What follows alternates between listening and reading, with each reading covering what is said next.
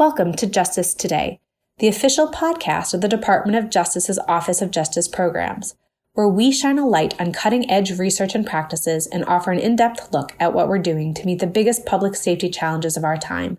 Join us as we explore how funding, science, and technology help us achieve strong communities. Welcome, everyone. I'm Beth Pearsall, the managing editor of the NIJ Journal, and I'm your host for today's show, where we'll be talking about desistance. I'm joined today by three guests from NIJ, and I'm going to ask them each to introduce themselves right now. Hi, Beth. This is Marie Garcia, and I'm a senior social science analyst in the Office of the Director at NIJ, and thank you for having me today. Hi, Beth. Thanks for having us. I'm Ben Adams, social science analyst and senior advisor in the Office of the Director at NIJ. I'm Kaitlyn Sill. I'm a social science analyst in the Office of Research and Evaluation. I'm really excited to be here. Great. Well, welcome, and thank you all for being here with me today. So as we begin, I wanted to first share with you all a story that's related to our conversation today. Last night, I was telling my husband about our show and how we'd be talking about desistance. But before I could even, explain what that meant, he stopped me and he said, "Wait, I already know what desistance is. It's the opposite of recidivism." Now, I know from my preparation for our call today that it's a little bit more complicated than that. So, Kaitlyn, I was hoping that we could start on a more general side and talk about, what is desistance? Is it simply the opposite of recidivism? Well, Beth, first off, you shouldn't divorce your husband over this. That's a really common misconception that desistance is just the inverse of recidivism. So he's there with most other people. A way to really understand the difference is to start by thinking of what does recidivism look like? So recidivism means somebody who committed a crime commits another crime, also known as reoffended. Oftentimes, this looks like somebody may have been rearrested or reconvicted or returned to jail after release. In a recidivism framework, success is often looked at in a really binary sense, yes or no. Where success is no, where success means no, someone did not recidivate or they did not commit any more offenses. Desistance, though, looks at reoffending in a much more nuanced way that focuses not on the yes or no, but on the process through which criminality declines or the propensity to offend declines. So the process by which people come to not reoffend or come to cease engaging in criminal behavior. The key to desistance is to really focus on the process and the recognition that the process doesn't occur overnight. So it's not like a switch that someone flips and suddenly ceases all criminal behavior. Rather, it's ending criminal behavior occurs gradually and over time. It may occur in fits and starts. It may involve backsliding. In the recidivism approach, a person either reoffends or does not reoffend. In the desistance approach, a person can be making progress or be on a trajectory to stop reoffending while still engaging in criminal behavior. So a way to think about the difference between recidivism and desistance is to think about quitting smoking. To apply a recidivism lens to quitting smoking, the question you would ask is, did this person smoke another cigarette? If the answer is yes, they recidivated. So we all know people who have been able just to stop smoking and never pick it up again. But we also know that this is really uncommon. More commonly, we know people who try to stop, maybe try multiple times, then maybe they move from being a pack a day smoker to a pack a week, then maybe they finish a pack and just don't go out and buy another. But then they go out and they ask somebody for a cigarette because they're smoking. And so this becomes they smoke once or twice a year to maybe they don't smoke for a couple of years to maybe once a decade. In the recidivism framework, this person is still a smoker. They are still engaging in smoking. In the desistance framework, they're in the process of desisting in that they're making progress towards eventually ending or ceasing engaging in that behavior. Kaitlyn, I think that's a really good analogy. And I think it's also helpful to consider desistance from crime in the context of developmental and behavioral changes, sort of in a trajectory from adolescence to adulthood. So I think folks are maybe a little bit familiar with the visual that criminologists refer to as the age crime curve. And basically it's a curve that shows the relationship between age and crime. And it shows across a lot of different data sources and samples that criminal behavior generally increases during adolescence. It peaks in late adolescence or early adulthood, and then decreases thereafter throughout adulthood. And I think intuitively this makes a lot of sense, right? Kids are different from adults. Adolescence is kind of a period defined by risk-seeking behavior. But over time, there's a natural maturation, and that includes biological change as well, right? Brain structure and function is actually developing during that time. So kids really have a lot of social, emotional, and biological changes that put them in a position over time to increase things like impulse control, their future orientation, and to better manage anger, resist peer influence. That transition to adulthood also brings a lot of different types of social bonds and changes, whether that's employment or marriage or becoming a parent. So I think the point with the age crime curve is that while it indicates that many individuals are going to mature or age out of engaging in antisocial or criminal behavior, and that there's going to be some influence of biological and social factors, that process is not going to be the same for everyone. And like you said, there are many different pathways to desistance. That's a great point, Ben. So, focusing on the complete termination of criminal behavior is just not adequate and it's not realistic. As Kaitlyn mentioned, her analogy about smoking is just something that happens over time. It fits and starts, people backslide, and we just don't know when it's going to happen for someone, but we do know that it can happen. So, focusing on desistance from crime as a one-time event is just not the way we need to look at this in terms of research and policy and practice. So the process is gradual and continuous, as Ben mentioned, when it comes to kids and learning, over time how to control their anger and impulse control and those types of things. So we expect setbacks. We know from the reentry and desistance from crime literature that many people are arrested on several occasions before actually going to prison and jail and serving a term of confinement. And we also know that when they come out of prison or jail, some of them will be rearrested or they will return to custody. So as Kaitlyn mentioned, we see fits and starts. And so this is really how important it is to know the difference between reentry, recidivism, and desistance from crime. They're very, very different. And desistance is a long-term view of criminal behavior. Okay, great. So just, I'm hearing that, these pathways vary from person to person. It takes time and setbacks are common. That's great. But my question is, well, how do we actually know that desistance is happening? Going for the hard questions to start off with, Beth. This is a really important question, and it's perhaps the key question when it comes to translating the concept of desistance from this theoretical thing that we were talking about into the practical and using it in the context of policy and practice. That said, this is a major challenge because how do you show progress in something that is a process that moves through fits and starts that takes time? In other words, how do we distinguish between someone who will persist over time or someone who will eventually terminate or end criminal behavior?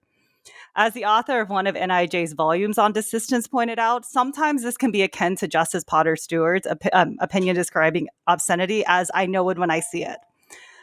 This type of I know it when I see it approach, though, just doesn't really work in the context of applying the concept of desistance into the practical. It doesn't really work to justify policies or programs, particularly as we don't necessarily know it when we see it. What we do know is that there are multiple things that the research literature has correlated with desistance. This includes steady employment, stable housing, strong family ties, quality marital relations, military service, becoming a parent. But it's not sufficient to say that because a person has these things or experiences these things, that they're going to desist or cease engaging in criminality. Similarly, it doesn't say that because these things are not in place, people will continue to persist. This is why your question is probably one of the hardest, but one of the most important questions. We have to be able to know it when we see it, and we have to be able to tell people that we know it when we see it. You're absolutely right, Kaitlyn. We can conceptually wrap our minds around this idea of no longer committing crime. But as she mentioned, it's difficult to track. how do we know it when we see it? What does this actually mean for us? And as I mentioned previously, desistance is a long-term process, and not just 2, 3, 5 years. This could take decades for someone to actually desist from crime and to actually be able to conceptually and empirically say, yes, they have actually desisted, and here is how we know these things. So this is a long-term process. It's really difficult for policymakers and practitioners to know when we're actually being successful in what we're in desisting from crime. Like, what does it actually look like?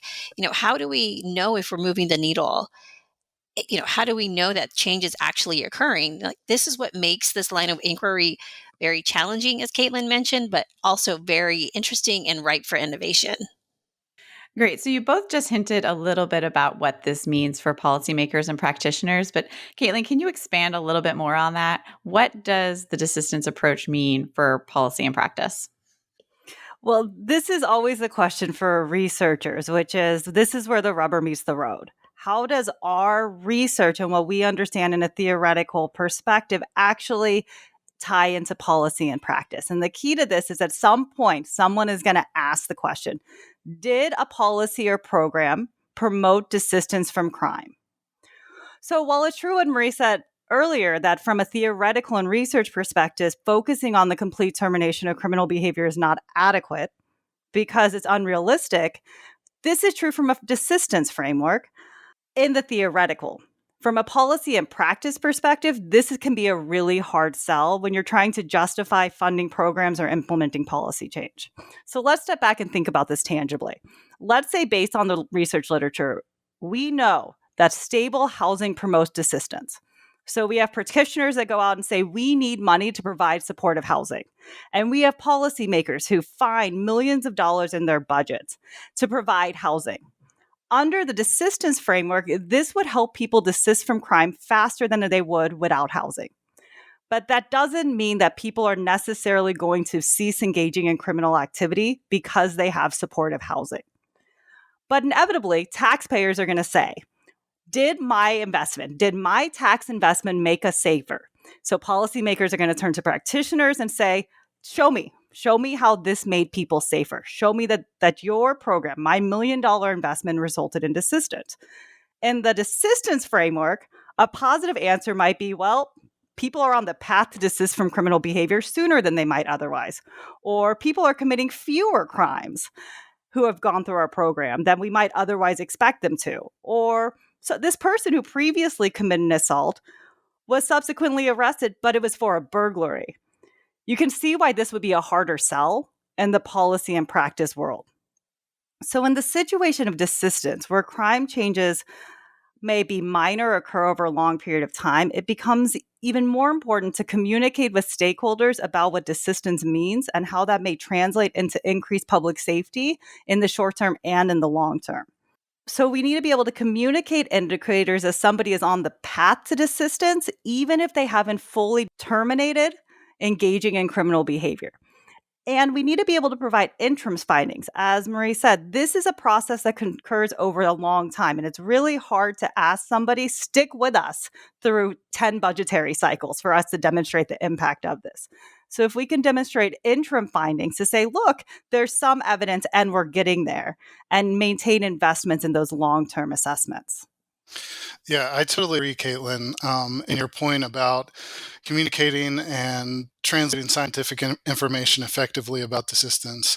And in addition to that, it really needs to be more regularly incorporated into criminal justice metrics. So how we operationalize and measure desistance, I think, is an important question, like we've been discussing, but not only for theorists and longitudinal researchers, also for the researchers and analysts who are working in our criminal justice agencies, right? They're the ones that are supporting standard statistical reports, providing performance metrics, providing information to agency decision makers and other policymakers. And that doesn't mean it's going to be easy. Binary measures like recidivism are just much easier to measure, track, and explain. But we may be able to learn a whole lot more from indicators that try to capture the desistance process. One example I'll provide is work being done by the Pennsylvania Department of Corrections and their planning, research, and statistics staff. And in addition to the standard recidivism data that they report, they've been looking into how to measure and publicly report desistance based on concepts of deceleration, de-escalation, and reaching a ceiling. And you can think about deceleration as basically slowing down the frequency of offending, de-escalation as a reduction in the seriousness of offending, and reaching a ceiling as cessation from crime or the end of a criminal career. And some of the preliminary analysis comparing a sample before and after incarceration suggests that 9 of 10 individuals met one or more of these definitions of desistance in the follow-up period. That really sort of changes the story or tells a different story relative to a standard recidivism rate, which in Pennsylvania is about 6 in 10 individuals who are released from the Department of Corrections return or are rearrested within 3 years of their release from prison. So again, this raises questions about what should be considered progress and what the implications are for our policy and practice decisions. Absolutely, Ben. And I couldn't agree more with your comments about providing, better metrics and measures of desistance for practitioners that are doing this important work in the system. With regard to program evaluation, as Kaitlyn mentioned and as Ben also mentioned, there's a desire to show immediate effects. Is this working? Are people safer? Is our funding being used effectively? But with regard to desistance, we just don't know those answers very quickly. And as we mentioned before, a complete cessation of criminal behavior is just not likely right out the gate. So we need to be able to look at this over time. This makes program evaluation really difficult. It's really difficult to capture positive outcomes that are beyond recidivism. Specifically, did someone get arrested? Yes or no? That's an easy metric. And that's probably the most common metric that we have with regard to capturing recidivism. But it doesn't paint the whole picture, as Ben mentioned. It's not a very holistic way of looking at the experience of desisting from crime, especially when we need to assess the effects of interventions. Now, we know that a lot of things in our lives take time. So when we give someone who's coming out of prison or jail a certain type of program or services, that will help them desist from crime over the long haul, we need to actually have time to measure those things. So it's difficult to measure because of time, because of money, and because of a lot of different factors. And more importantly, there are questions that are really difficult to answer. For example, how do we measure meaningful family engagement? Like, what does that mean? That could mean something very different for me than it does for Ben and Kaitlyn. So how do we measure something that's really subjective? And additionally, how do we capture the notion that someone has redeemed themselves? This idea of redemption. How do we know that they have increased feelings of hope for their future? Again, it's very subjective, and these aren't yes or no questions. So program evaluation is really difficult. But again, this is a really great place to start doing really interesting work. And we're excited that we get to talk about this today and that we actually are having an impact in the field. Keeping all of these challenges that you've all mentioned in mind, I'm hearing desistance is complicated. It's hard to measure. Research takes time. Marie, can you help me understand where NIJ fits into all this? Yes, absolutely. So NIJ is making a lot of strides in the desistance from crime literature. In 2010, Dr. John Lobb joined NIJ as our director, and he was with us for about 2.5 years. And for those who don't know, John is a distinguished professor of criminology at the University of Maryland, emeritus now. And John and his research partner, Rob Sampson, engage in some of the most seminal work in the desistance from crime literature. Their research that you can find in Crime in the Making and Shared Beginnings, Divergent Lives really developed a foundation for all of the work that we see today. So having John at the agency really helped us develop how we wanted to invest in desistance from crime research. So over the years, we've had several solicitations, requests for proposals. And most recently, in 2021, in the fall, NIJ released a volume of desistance from crime white papers. And we have 6 really thoughtful and engaging authors write different papers on desistance from crime from very different perspectives. And to support the release of the volume, we also held a webinar, which is available on nij.gov. So we've continued to make investments in funding desistance-based research. And again, as we've mentioned, we have a history of funding historically relevant longitudinal and extensions of longitudinal studies. So as we've mentioned, several times now, and myself a few times, in order to actually measure success and determining whether or not someone is desisted from crime, we need to actually look at this over the long haul. So NIJ has supported a lot of studies that have looked at desistance from crime, and we are actually supporting additional waves of data collection so that we can learn more and more and kind of grow those data sets so we can answer more interesting questions. And we're going to continue our inquiry into desistance from crime in the current fiscal year. On our website, you can find that we have a forthcoming solicitation. And so we're actually, we have all of the recent investments that we're making. We have the current investment, and we're really excited about what we're going to fund this year. Great. So, Ben, can you talk a little bit about what NIJ hopes to learn through this investment in desistance? Yeah, sure, Beth. I think one major goal for this research moving forward is really to understand strategies that might and interventions that might better support or accelerate the desistance process, right?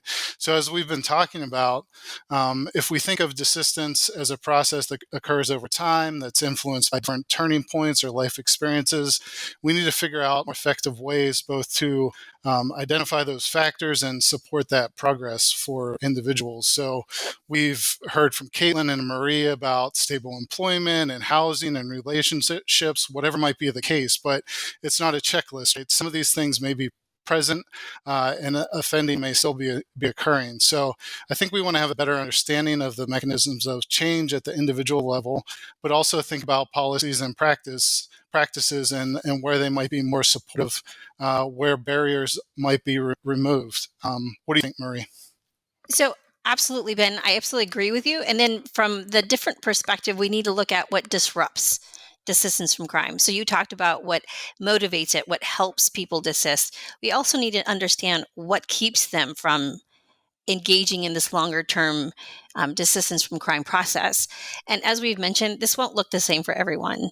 How people engage with their families and employment, providers, and everything they do in the community is very individual. It looks very different for everyone. So what's disruptive for me may not be disruptive for my colleagues. It's just everything is very individualized. And we also can look at the disruptions with regard to a system response. So as I mentioned, a lot of people who come out of the system will return. So we can see a term of incarceration as disrupting one's desistance trajectory. And when you go back into custody, that means you can't work anymore. That means you're going to lose your housing. And it could also be detrimental to your relationship. So it's very disruptive in that way. We can also look at this with regard to policy responses. Our listeners might know or have heard the term ban the box. Now, this is an instance where background checks are used to potentially prevent someone from gaining employment. And what we know is that there are a lot of laws and policies in place that actually do prohibit people with criminal records from getting employment. So what we want to do, we know that keeps them from engaging in pro-social behavior like employment, from contributing to their community, from engaging with their community. So we know there are some policies that actually are disruptive themselves. And there are collateral consequences that we know NIJ has done a lot of research on. And we also can look at this from an individual perspective. When people come out, from prison, as Kaitlyn mentioned, it might take 6 months, it might take 9 months for them to re-engage. But For some of them, that's the honeymoon period, right? They're excited to be out. Their families are happy to see them. So they haven't yet returned to their behaviors just yet. So they might start engaging in substance use, whether it be alcohol or drugs or a mixture of the two. They might suffer from traumatic brain injury, which has impacts on physical and mental health. So there are other things that could really be disruptive. So what's really important to understand is that these are just examples of factors that can be disruptive, which is why we need research to understand their impact, and not just their impact on the person, but their impact on the long-term desistance process. Building on Ben and Maria, I want to pull together the point that for all of this knowledge that we need to gain about what helps accelerate the desistance process, what disrupts the desistance process, where this really becomes valuable and where this is perhaps the key to this is translating this into programs, policies, practices that actually help people desist from criminal behavior. From a research perspective, then, it highlights the value of conducting evaluations on those things to assess, are they effective at actually helping people desist?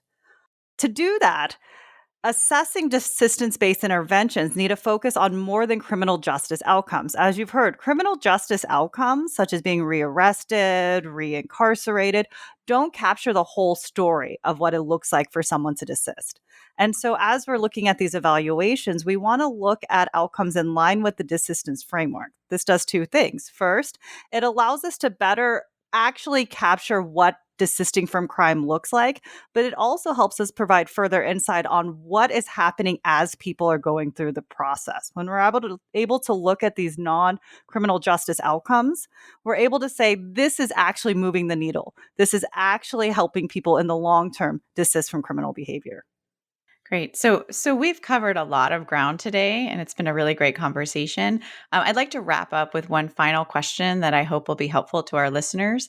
If you all had one message about desistance that comes through from our talk today, one key takeaway for listeners, what would it be?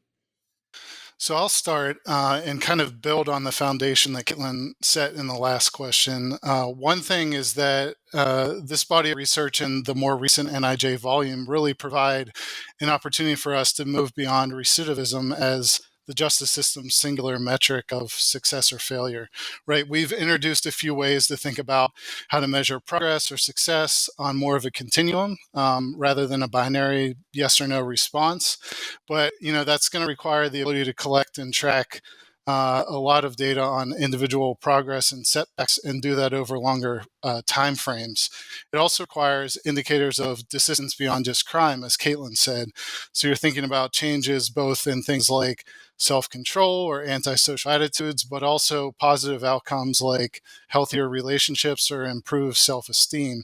And one way to think about facilitating this is by, of course, supporting additional research. And Marie mentioned that NIJ has been doing this by funding expansions and extensions of longitudinal research focused on delinquency and crime in the life course.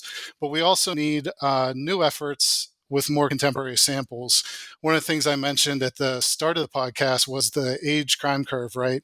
But it's important to note that youth arrests, youth offending have declined substantially over the past 25 years, more so than for adults. So that peak in late adolescence is not as steep and that curve has flattened a bit. So we need to think about how we track desistance in the process that ensures that policy and practice are incorporating, the most recent evidence for the populations that are being served today.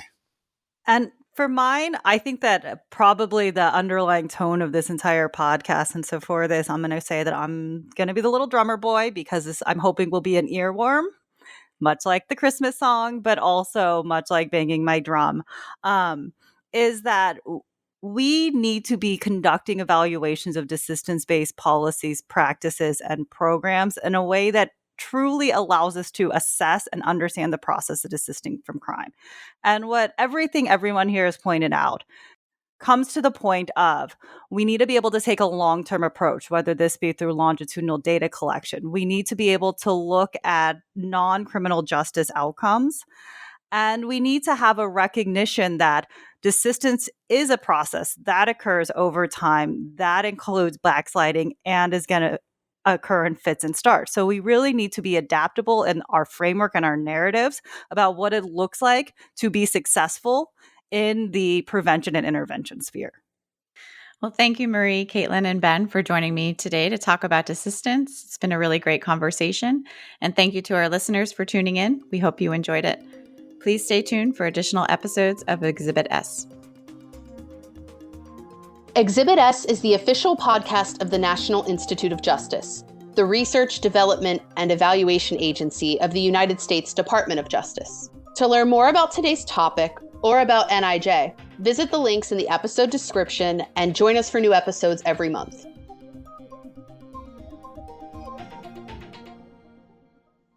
Opinions or points of view expressed in this episode represent a consensus of the authors and do not necessarily represent the official position or policies of the U.S. Department of Justice.